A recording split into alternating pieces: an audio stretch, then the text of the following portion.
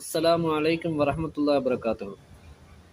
அப்துல்லா இப்னு Mubarak ரஹிமஹுல்லா அவர்கள் ஒரு ஹதீஸ் கலை வல்லுனர், பெரிய மார்க்க மேதை. அவங்க கிட்ட பல ஆயிரக்கணக்கான மாணவர்கள் எல்லாம் கல்வி கற்றிருக்கிறார்கள். அவங்க ஒரு வருஷத்துக்கு ஹஜ்ஜியும் அடுத்த வருஷத்துல அல்லாஹ்வுடைய பாதையில் யுத்தம் புரிபவர்களாம் இருப்பாங்க.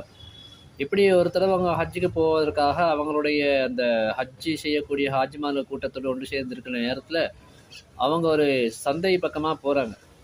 அப்போ அங்கே ஒரு பெண்மணியை பார்க்குறாங்க. அந்த பெண்மணி செத்துப்போன ஒரு வாத்து அல்லது ஒரு கோழியை வச்சுக்கிட்டு அதனுடைய தோல்களை உரிச்சுக்கிட்டு இருக்கிறா. அவருடைய ரெக்கைகள் எல்லாம் உரிச்சுக்கிட்டு இருக்கா சமைப்பதற்கா.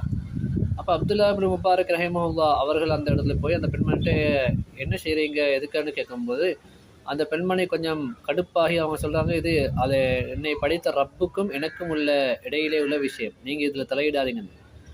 அப்போ அவங்க கேட்குறாங்க, இல்லை நான் அல்லாஹ்வை முன்னிறுத்தி கேட்குறேன், என்ன நடந்தது சொல்லுங்கன்னாங்க. அப்போ அவங்க சொன்னாங்க, எனக்கு கணவன் இல்லை, நான் ஒரு விதவை பெண், குடும்பத்தை வழி நடத்த முடியவில்லை, எத்தனை பேர்கிட்ட உதவி கேட்டு யாருமே எதுவுமே தரல, இந்த செத்துப்போன பிராணி எங்களுக்கு ஹலால், எங்களுடைய உயிரை காப்பாற்றிக் கொள்வதற்காக என்று சொன்ன பொழுது, அந்த பெண்மணியுடைய கதையை கேட்டு அப்துல்லா இப்னு முபாரக் ரஹிமஹுல்லா அவர்கள் ரொம்ப அழுதாங்க. அழுதுட்டு அந்த பெண்மணிக்கு தங்கிட்ட ஹஜ்ஜுக்கு போவதற்கு வச்சிருந்த அந்த பணத்தை அப்படியே அந்த பெண்மணிகிட்ட கொடுத்துட்டாங்க.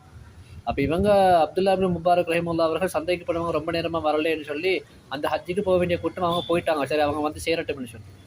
ஆனால் அப்துல்லா இப்னு முபாரக் ரஹிமஹுல்லா அவங்க ஹஜ்ஜுக்கு போகல, அந்த பெண்மணிக்கு பணம் கொடுத்தனால. இந்த பெண்மணி நன்றி உணர்ச்சியோடு அந்த அவங்க போகிறதே பார்த்துக்கிட்டு இருந்தாங்க.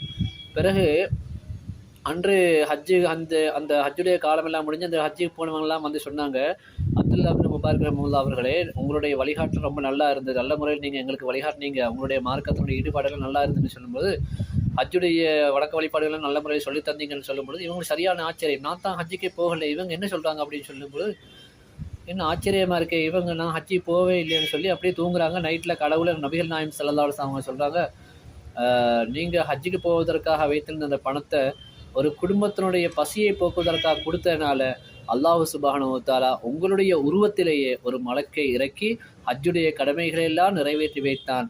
அந்த உங்களுடைய ஹாஜிகள் கூட்டத்தினர் பார்த்தது மலக்குடைய, அதாவது உங்களுடைய உருவத்தில் இறக்கப்பட்ட மலக்கைத்தான்.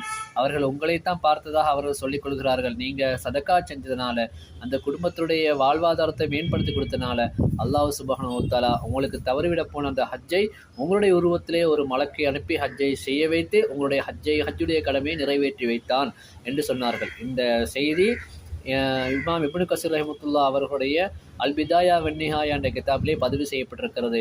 எனவே நாங்கள் எத்தனை பேர் ஹஜ்ஜி செய்தோம் என்றது முக்கியம் இல்லை, அல்லாஹுக்கு பிடித்தமான என்ன செயலை நாங்கள் செஞ்சோம் என்றுதான் ரொம்ப முக்கியம். எனவே அல்லாஹ்வின் அருளை பெறுவோமாக. அஸ்ஸலாமு அலைக்கும் வரஹ்மத்துல்லாஹி.